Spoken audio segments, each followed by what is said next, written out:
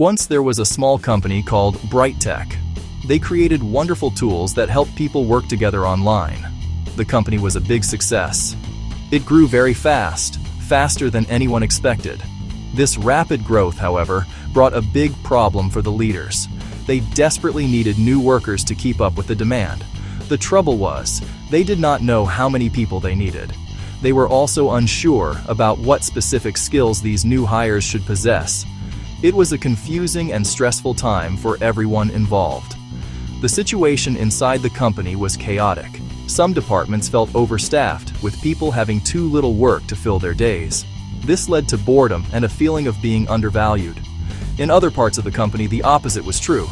Teams were stretched thin, working long hours and struggling to meet deadlines. They did not have enough people to handle the mountain of work. This imbalance created friction between departments. The company was losing precious time and money, and morale was beginning to suffer. So, what exactly is this powerful tool called Human Resources Planning? Put simply, HRP is the process of forecasting an organization's future demand for and the supply of employees. It is a systematic way to manage the flow of people into an organization, through an organization, and out of an organization. The main goal is to avoid sudden talent shortages or surpluses. It ensures that the company's human resources are used in the most effective way possible. This planning helps leaders make smarter decisions about hiring, training, career development, ensuring the workforce is always prepared for what comes next. Why is HRP so important for a company like Tech and many others? First and foremost, it directly links people planning to the company's strategic plan. If a business decides it wants to double its sales in the next 3 years, HRP helps answer the critical question: how many salespeople will we need?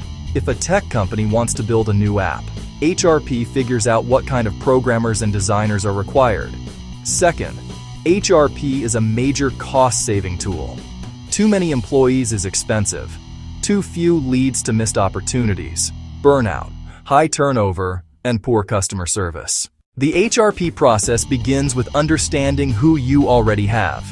You must forecast where your future staff will come from, and the first place to look is inside your own company. This is your internal labor force. Companies use several tools. The first is skills inventories, records listing employees' skills, education, training, and work experiences. A skills inventory is more than a job title. It captures hidden talents. For example, someone in finance might speak fluent Spanish or hold a project management certification. This information is gold.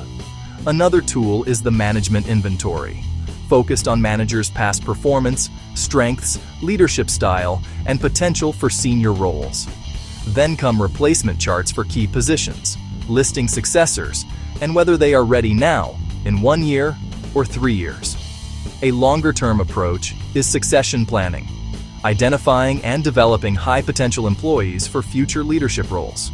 A technical tool, Markov analysis, uses historical data to estimate the probability that employees will be promoted, transfer, or leave, helping predict headcount by job next year. After looking inward, the next step is to look outward. A company must understand the external labor market, the pool of potential applicants. To forecast external supply, examine 3 market conditions. First, the economy. In growth, unemployment is low and competition for talent rises. In recessions, hiring becomes easier and less expensive. Second, demographics. Age, gender, education, shaping future availability. Third, the occupational market. Some skills are common, others are rare and in high demand. Once a company understands its internal and external supply, it must predict its future needs. This is called demand forecasting.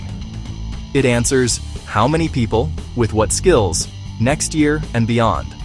There are 2 broad approaches: quantitative techniques using numbers and qualitative techniques using expert judgment. It is often best to combine both. First, trend analysis. Use past employment levels to project future needs. If Tech hired 5 engineers each year for 3 years, a simple trend suggests 5 more next year. Second, ratio analysis. Link headcount to a driver, like one cashier per $100,000 in sales. Third, scatter plots. Visualize relationships, such as sales volume versus number of salespeople. Fourth, regression analysis. A mathematical model to estimate staffing needs from drivers like production or revenue. Nominal group technique.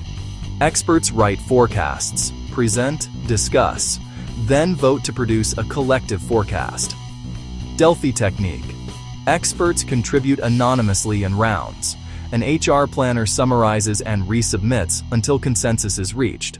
Together, these methods create a complete and accurate forecast of future staffing requirements. After forecasting both supply and demand, a company will see a surplus, too many people, or a shortage, not enough people. The next step is to plan a course of action. Let's consider a surplus. BrightTech had this in some departments. Start with a hiring freeze. Rely on natural attrition, retirements, resignations, relocations, and do not backfill. Offer early retirement incentives where appropriate. Use job sharing or work sharing to reduce hours and avoid layoffs. If necessary, proceed with layoffs or terminations, handled with care, compassion, and clear communication. Provide severance packages, outplacement services, and emotional support. Address survivor syndrome with transparent leadership and steady updates. For a shortage, like BrightTech's engineers, start internally. Make internal transfers and promotions. Double down on retention, better pay, benefits, and work-life balance. If needed, recruit externally, add temporary employees for flexibility, or outsource specific functions like IT support or payroll. At BrightTech, the leaders decided to take action using their new HRP insights. They gathered skills inventory data and used trend analysis on sales growth. They also used the Delphi method, anonymous input from top managers, to forecast product development roles. They paused hiring in overstaffed areas and ran retraining to enable internal mobility. For urgent engineering gaps, they added temporary hires while launching a targeted search. The result was a dramatic improvement. Chaos began to subside. Teams finally had the right people at the right time. Costs dropped and burnout and turnover eased. Employees felt more secure and saw a clear, fair plan for the future. BrightTech stopped reacting to crises and started shaping its destiny. This is the power of good human resources planning.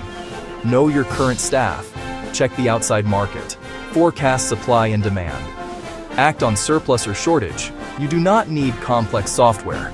Start small, learn the tools, talk to leaders and employees, and review regularly. Every company can benefit from HRP. Take the first step to put these ideas into action today. Your company's future may depend on it. Thanks for watching. Like, subscribe, and share. Comment your HR questions.